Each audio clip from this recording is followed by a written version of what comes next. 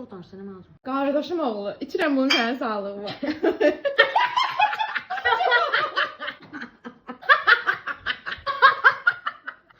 Lezzet elədi. Keçən dəfə sınaq üçün Wasabi Sushi'dən set sifariş etmişdik və yenidən oradan sifariş etdik. Aç baxaq nələr gəlib. Bir dənə buna baxın. Necə bir damla var? Wow!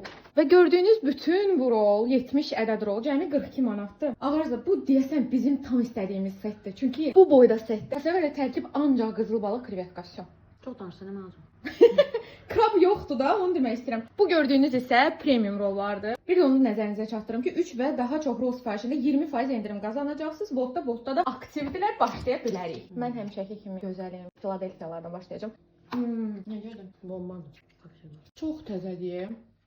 Rolun gözəlliyinə baxın. Hmm.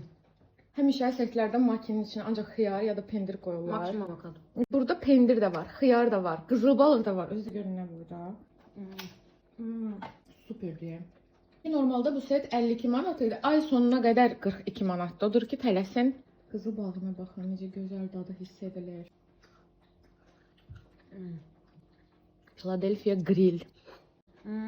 Üzüm yeməklərdən yoxdur da. Buna baxın. Belə bir rol da var, krevetka ilə və qızardılmışlar. Burada da gördüyünüz kimi qızıl balıqlı var. Acam deyə belə dadlı gəlir, yoxsa doğrudan dadlıdır. Ben недавно yemişim ama yenə tatlıdır. Baxın, belə sadə rollar da var. Bir də setə belə krevetkalı rol da daxildir. Biz qədər rahat yeyək, siz də sifariş edin.